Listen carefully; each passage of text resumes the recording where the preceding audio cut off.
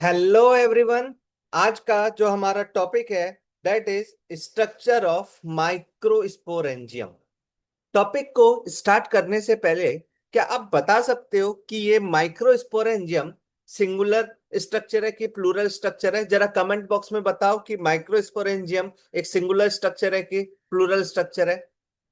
ठीक है, तो माइक्रोस्पोरेंजियम को अगर हम ध्यान से देखें, ये एक सर्कुलर स्ट्रक्चर होता है जैसा कि हमने प्रीवियस वीडियो में बताया था।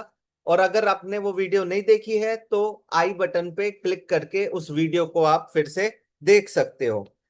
माइक्रोस्पोरेंजियम एक नियरली सर्कुलर स्ट्रक्चर हमें देखने को मिलता है। ये एक नियरली सर्कुलर स्ट्रक्चर होता है।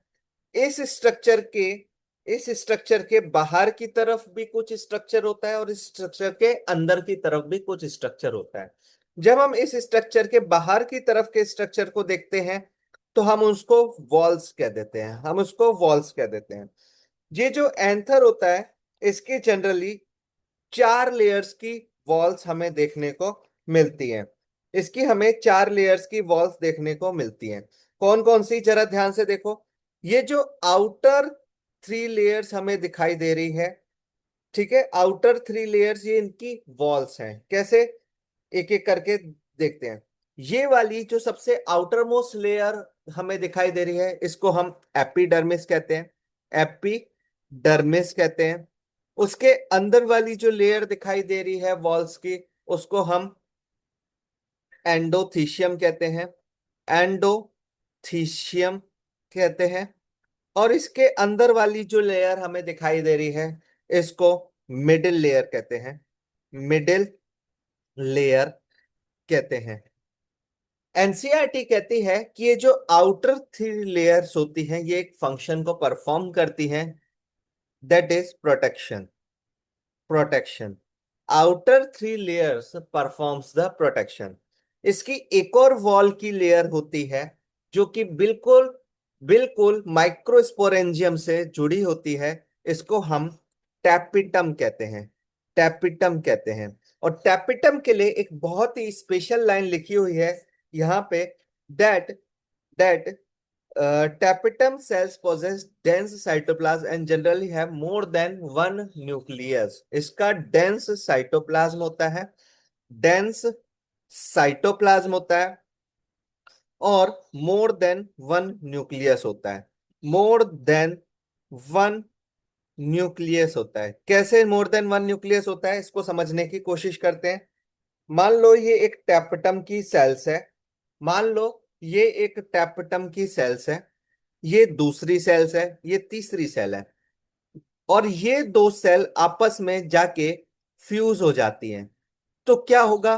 क्या होगा, इन दोनों के न्यूक्लियस आपस में हमें दिखाई देंगे, एक साथ दिखाई देंगे, मल्टी न्यूक्लिएटेड कंडीशन दिखाई देगी कि नहीं? इसलिए एनसीईआरटी कहती है कि जो टैपेटम होता है उसके मोर देन वन न्यूक्लियस होते हैं। आप सबको पता लग गया कि किस तरह से इसमें एक से ज्यादा न्यूक्लियस हमें दिखाई देते हैं। फ्यूजन की एक्टिविटी होती है जिससे इसके एक से ज्यादा हमें न्यूक्लियस दिखाई देते हैं।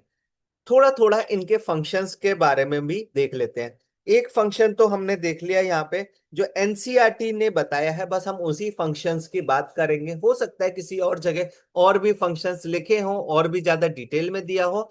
हम खाली एनसीईआरटी पे फोकस कर रहे हैं, इसलिए खाली एनसीईआरटी के फंक्शंस को डिस्कस करेंगे। ये जो आउटर 3 है प्रोटेक्शन का फंक्शन परफॉर्म कर रहे हैं। थोड़ा सा मिडिल लेयर को बारे में देख लो। ये एक तरह से न्यूट्रिशन प्रोवाइड करता है। न्यूट्रिशन प्रोवाइड करता है और इस न्यूट्रिशन को कौन लेता है? इस न्यूट्रिशन को टैपिटम की लेयर लेती है। तो एनसीईआरटी में लिखा हुआ है टैपिटम की लेयर क्या करती है? Provides nutrition nutrition to the developing pollen grains. जो पॉलन ग्रेन्स डेवलप हो रहे हैं उनको न्यूट्रिशन प्रोवाइड करने का काम ये टैपिटम की लेयर करती है। कैसे? माइक्रोस्पोरेंजियम की ये लेयर है। माइक्रोस्पोरेंजियम की लेयर के अंदर की तरफ को हम जाते हैं। अंदर की तरफ को हम जाएंगे तो बहुत सारे डेंस हमें बहुत सारे एक साथ जुड़े हुए बहुत ज्यादा डेंस सेल्स दिखाई देंगे।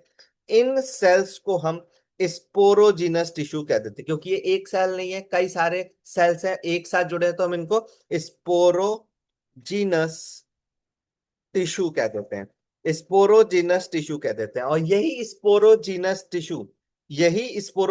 टिश्यू आगे चल के पोलन ग्रेन्स की फॉर्मेशन करते हैं। तो ये जो टेपिटम की लेयर है, यहाँ पे इसकी इंपॉर्टेंस बढ़ जाती है। ये टेपिटम की लेयर मिडिल लेयर से न्यूट्रिशन ले रही है, और ये न्यूट्रिशन लेके खुद इसके अंदर जाती है और बर्स्ट हो जाती है, खुद जाके इनका खाना बन जाते हैं और इनको न्यूट्रिशन प्रोवाइड करते हैं। तो टेपिटम क्या कर रहा है? टेपिटम जो डेवलपिंग पॉलन ग्रेन्स हैं उनको न्यूट्रिशन प्रोवाइड करने का काम कर रहा है। आई होप आपको सारी बातें क्लियरली समझ में आई होंगी।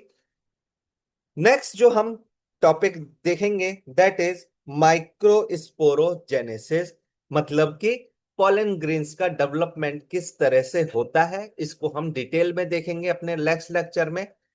तब तक के लिए थैंक यू।